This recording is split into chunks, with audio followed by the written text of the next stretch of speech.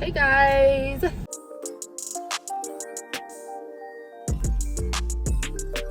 welcome back.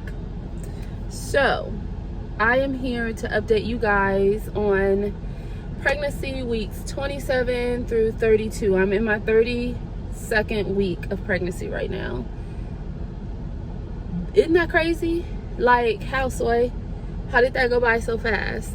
But I wanted to get this out to you guys because I think baby will be here probably around week 36.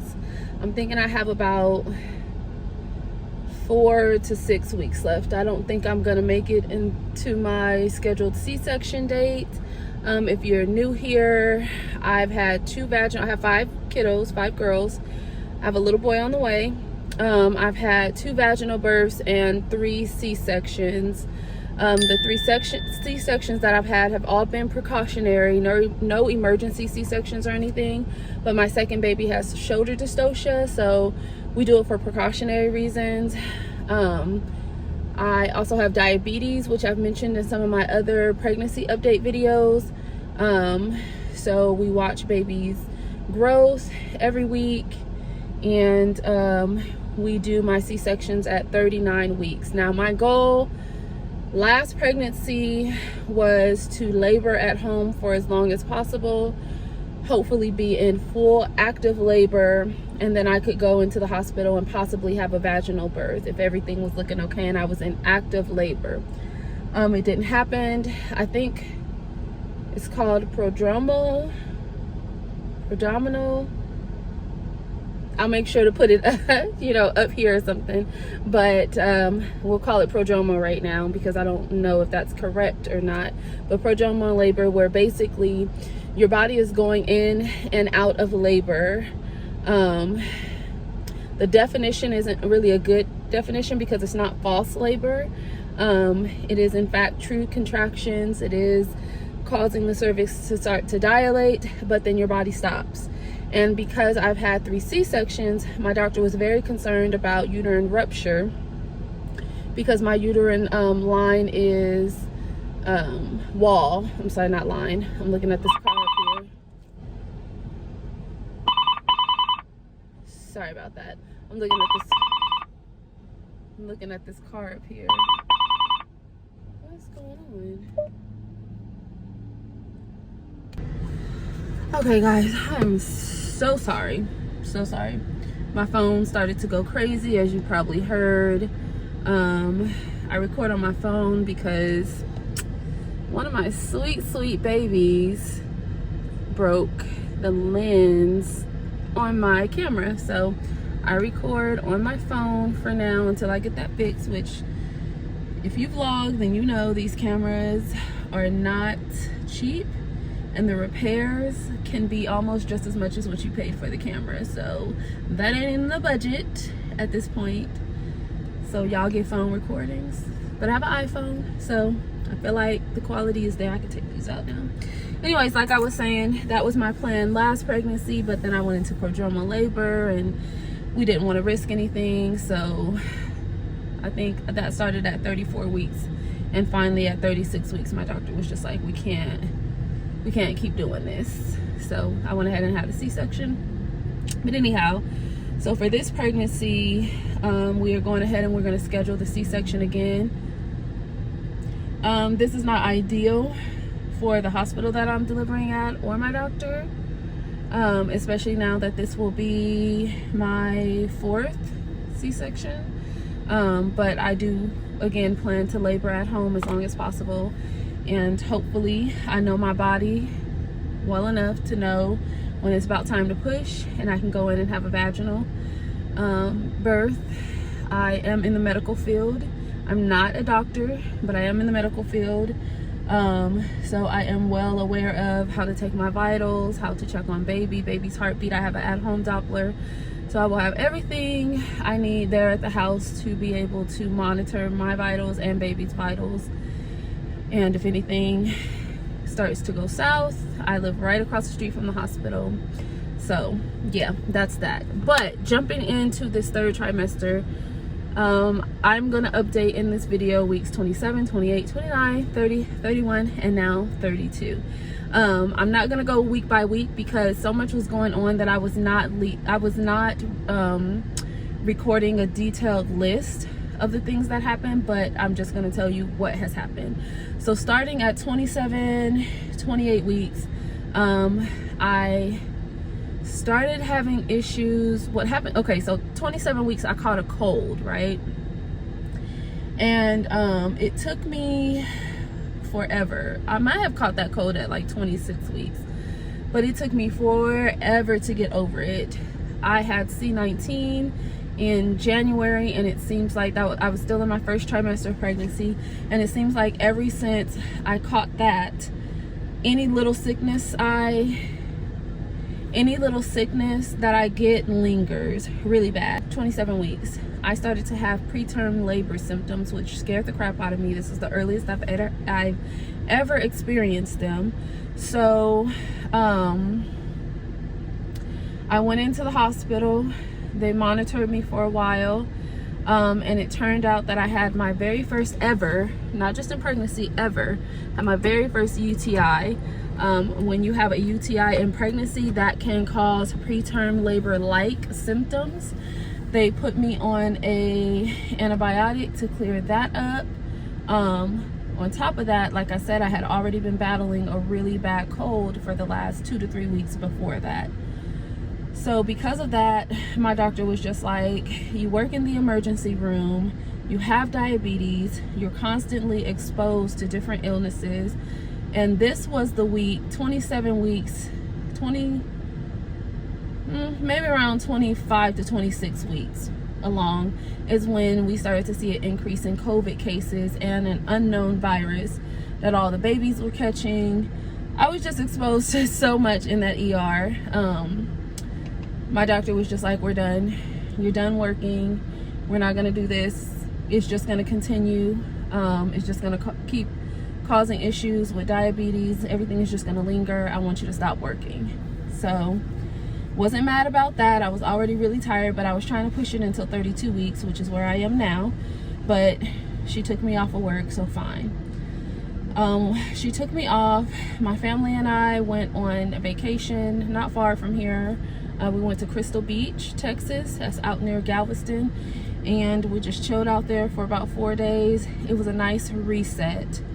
And it really put me in a great place to go ahead and finish out the rest of this pregnancy with what I thought ease.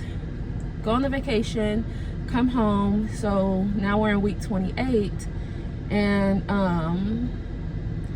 as soon as I get back, we get back on a Sunday. That Monday, which I believe was the 13th of June, I went to go see my high-risk doctor who manages my diabetes and monitors the preterm labor risks that I have and everything. Sorry, y'all, I'm so out of breath talking. But we did a glucose check, and my glucose was at 250. What? That is, now that puts me in line for possible diabetic ketoacidosis. I won't go into the details of that, but just know it's really, really bad. It can end in coma, it can end in death. So he sent me straight from the office. Both of my OB office and my high-risk doctor are all connected to the hospital. So this is great. He sends me straight from the office, straight over to the hospital. I'm freaking out because I have to have an ABG, which is an arterial blood gas draw. That is not your regular venous blood draw that they do right there in your arm. This is like down in your wrist, straight down through tendons and into the artery, the main artery. It is a very painful draw. Luckily, I had a very good, I was in there, y'all, on the verge of tears. Anyways, that is the only way to know that if you are in acidosis, ketoacidosis or not. So they did all of this stuff on me at the hospital while monitoring me, and my doctor decided she wanted to keep me overnight, so I got admitted. again, this is another okay, so my last video on my second trimester update, I shared the story of when I thought that I lost my baby at 19 weeks, and I showed a graphic photo and went over that story, and that was something that I did not share on social media, and I didn't share with a lot of friends and family. And so I got so many messages like, girl, what? You did not tell me. So this is another story that I did not share with everybody. I don't know, this pregnancy, I'm kind of feeling more comfortable sharing things if they go bad after the fact. I'm high risk, so it would be very triggering, and I feel like it would be a lot because it's always something for me with these high risk pregnancies. And I just don't want to be that girl that every time I go to share something, it's negative. So for that reason, I kind of just lay low, go through whatever I'm going through with Brandon, process it, thank God, get through it, and then move on. And then I'm kind of sharing with you guys after the fact, well after the fact. So for those family and friends who did not know about this, I apologize. It's nothing personal. It's just, it's enough going on in the world. Y'all don't need to hear every time I turn around, this is going on, this is happening, this is, it's just not necessary, okay? Everything is fine. But I was admitted, and so I stayed in the hospital for a day. Turns out I wasn't in ketoacidosis. So what it was is that the cold that was lingering plus the UTI caused my diabetes to just go crazy. It caused my body to become even more resistant to insulin. So my numbers were still out of whack for, it was probably like a total of 3 days that they were just like kind of all over the place. And then they went back into range, and then I got a nice yeast infection from the UTI antibiotics. Haven't had one of those my entire pregnancy. By the way, I'll be sharing a video about the differences between my pregnancies with girls versus my boy. That'll be a fun one. But so then I had to deal with that, and then everything was back to calm again. Going into week 29, everything was fine, but then I got a call from my doctor. She had done a blood test, wanted to check on my iron levels, and they were extremely low. They were at an 8. I've had to have blood transfusions with my last 3 pregnancies. This will be my last 4 now. So I was really concerned. I take my iron supplements. I've paired vitamin C with them. My body just does not absorb it. I eat foods that are rich in iron, and it's just during pregnancy, it's like my body is just rejecting iron. I don't know. I feel good for my iron to be so low. I think, should it be, I think like a 12, 11, 12, somewhere should be around. So for it to be so low, I don't feel it, other than just being tired, which I'm gonna be tired anyway from pregnancy. I don't really feel anything. In one of my pregnancies, my iron was down to a 6, and my doctor was trying to figure out how I was sitting there talking to her at that point. So I don't know, but it's down to an 8. So she's like, we're gonna wait a week and we're gonna draw again, and if you're not at least to a 10, we're gonna do iron infusion. So fast forward to week 30, we do a blood draw. It is still at an 8. So I saw her at 30 weeks. So I just saw her again at 32 weeks. I actually saw her today. So she's like, we're scheduling the iron infusion, and I am totally on board with that because I want to avoid a blood transfusion as much as possible. I have never had an iron infusion, so I don't know what to expect. If you have and you are watching this, please comment below and let me know what to expect. Is it going to be painful? Is it going to take a long time? How is it in comparison to a blood transfusion? Because those are a little painful, not gonna lie. But yeah, if you know what to expect, just help a sister out, let me know. So that is what's going on now. really fun. If you didn't watch my video, my last video, I surprised my husband with a 5D ultrasound. You can go back and watch that video really quickly. The 5D technology is crazy. I felt like my baby was right there in the room with me. Like, I feel like I know exactly what he looks like. He looks just like his dad. But that was really cool. So if you were thinking about whether or not you should get a 3D, 4D, or now 5D ultrasound, go for it. I went to Stork Vision and they were great, aside from the whole mask thing, which was partly my fault, but just go watch the video, okay? But that has happened. I was 31 weeks. That happened Father's Day. Father's Day is the day before Father's Day, because Father's Day was on a Sunday, Juneteenth / Father's Day for this year. And because the ultrasound place is closed on Sundays, we had to go on Saturday. So Saturday, June 18th is when I had that done. That was really cool. I had my 2-week, not 2 week. I had my high risk appointment last week on Thursday, and we did a bio profile. I think that's what it's called. Some of this stuff is really new to me. Yes, this is my 6th baby that I'm having, but some of these things, because of the diabetes, and I'm 35 now, some of this stuff is new for me. So bio profile, I think is what it's called, where they just check a heart, brain, something else. I don't know, y'all. I'll put it on the screen. I'm tired, y'all. But I had that done. And baby is looking great. I am still having a little bit of issue managing my glucose levels, and it did not help that since my hemoglobin is so low, my iron is so low, the regular glucose meter that we would use, the over-the-counter ones, was not picking up my glucose readings. So I went 2 or 3 days where I didn't know what my sugar levels were doing. Went to my high-risk doctor's office, and she gave me a professional glucometer. Thank God, bless her heart. She didn't charge me for it or anything.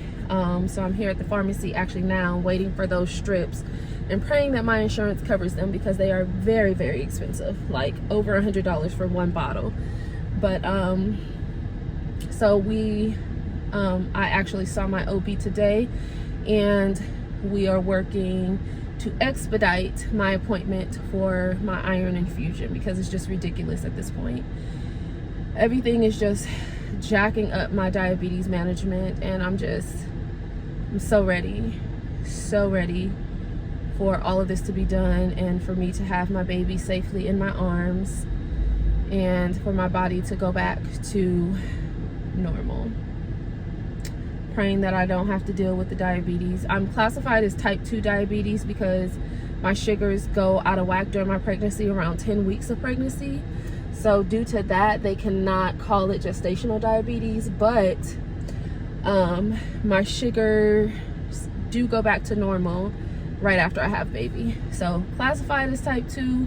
I am on insulin to manage it. Once you have diabetes so many times in pregnancy, you have a higher risk of continuing it after pregnancy. Also, the more pregnancies you have with diabetes, the higher risk that you will carry it in the next pregnancy, and that your body will be more resistant. So that is exactly what's happening to me. So as of right now, as far as my insulin, I take an NPH. They just upped it from 12 units to 20 units at snack, my last snack of the day. And then right before dinner, I take 7 units of, let me see what it's called. It just says regular. I don't know what regular means. I guess it's the instant acting. And I take 6 units, 20 to 30 minutes before dinner time. And then they also have me waking up to check 2 sugars at 3 a.m. each week, just to see what my fasting numbers are doing. So they're still a little bit out of range. Not much, not by much, but like I said, it's just super annoying to be dealing with. insulin and trying to manage diabetes, and you're already so tired, and I'm already running after 5 kiddos, one whom is very, very, very deep into AAU basketball. So it's hot here in Texas. I don't think I've ever, all of my pregnancies, I've been pregnant through summer here in Texas, and it's never really been that bad. This pregnancy, baby, I am hot. I'm hot right now. I'm in the car with the air on, blasting in my face, and I'm still hot. I'm always hot. Always, always, always hot. So, sorry, taking out my belly, because I don't care. I'm hot. I'm sweating. My weight is I won't say it's good, but it's been at a standstill for the last almost 2 months. I've been sitting at 203. With the rest of my pregnancies, when I gave birth, I was a clean even 200 pounds. With this one, I had a little bit more weight on me, given that I was just a year out of giving birth. So I went over 200, but I thought by now, I just knew I'd be like 215, 220, 225. But no, I'm sitting right at 203. Actually, today I was 204. So I don't know if it's God. He's gaining weight. He is 4 pounds, 12 ounces. He's a big baby. He is head down. He is pushing down on my cervix. His butt is on the right side of my body, my upper torso, and his legs are all the way over in my left ribs. So he is a big boy, which I expected. His sisters were all big, so I fully expected to have a big boy if I had ever had one, because I didn't know if I was going to. But so that's no surprise. Other than that, everything is looking good. I feel good. I'm just hot. I'm tired. I'm planning a virtual baby shower right now. I did have to switch my baby shower from in-person to virtual due to some things going on with him and him trying to poke his little head out a little bit early. And I just do not want to pay all these down payments and put all this money into an event and then can't do it because his little behind is showing up. So I just switched it to virtual. That way, no matter what's going on, we can do the baby shower. So I'm excited about that. That's in about a week and a half. I may or may not vlog that. I really don't know what I'm doing with this virtual baby shower, and it's me and Brandon spearheading it. We have no idea what we're doing, y'all. None. But we gonna do it. The one thing that excites me with this baby shower is because it's virtual, I get to have all of my extended family, my cousins that I never get to see. Well, I don't get to see any of my family, but my cousins especially. And you know, so they'll all be present, and that's exciting. All of my friends from California will be able to be there. So all of Brandon's friends from California, from Seattle, will be able to be there. His cousins that he never gets to see will be able to be there if they're able to. But you know, usually we just don't have that option being in Texas. So yeah, we're excited about that. That is what's going on right now. I don't think, hold on, because y'all know I wrote notes. I think, yeah, that is it. That's it. I see, as of right now, 32 weeks, so I see my OB every 2 weeks, and I see my high risk every week, 1 to 2 times a week. So I'm seeing him very regular. I think that might be the reason I'm so tired. I am running around. Luckily, like I said, I live across the street from my doctor's office and from my OB and my high risk. So that is clutch. That it's saving me. I thought that I would wait until 36 weeks to go ahead and start like moving Serenity out of my room into the room with her sisters and getting baby's area ready, and packing my hospital bag. But I'm gonna start to do that over the next few weeks, have everything ready. I'll pack a what's in my hospital bag, and it is cool because I do pack for a vaginal or a C-section. If I do have a C-section, if I don't go into labor on my own before 39 weeks, I will be having a C-section without no issues. I have no issues with that at all, because for me it is about baby safety. And at that point, when we get to talking about the diabetes being an issue, or him being too big to come through the canal safely due to my risk of shoulder dystocia, my cutoff for that is 8 pounds, because Aaliyah was 8 pounds 2 ounces when I had shoulder dystocia. That could have been because I was laid back in a hospital bed. I don't know, y'all, but I really just don't want to risk it, you know? I really just don't want to risk it. So with that said, I'm very comfortable with C-section at 39 weeks if I make it that far. But if not, we will be trying for a VBAC. And so I'm just gonna get ready for that, start getting the house ready, and that's it. That is it. So with all of that said, if you are new here, you already know what to do. If you enjoy this type of content, plus vlogs, day in the lives, lifestyle type videos, go ahead and hit that subscribe button, hit the notification bell so you can be notified anytime I upload new content. If you are on Instagram, go ahead and follow me over there. I give more up-to-date updates. Does that make sense?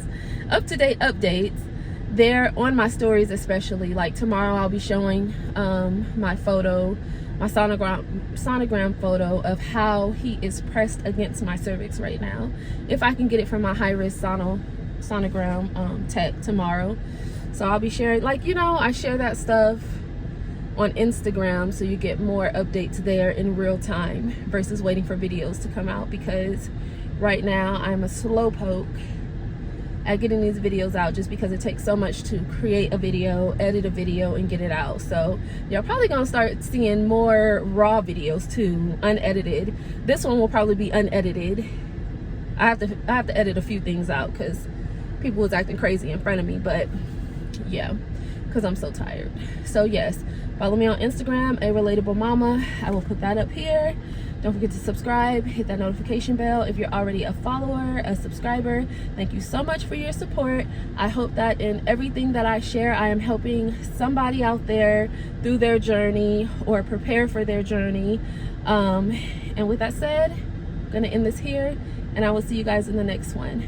Go follow me on Instagram. I'll see you on there too. Message me. I write back. I have fun on Instagram. So till the next one, guys. Bye.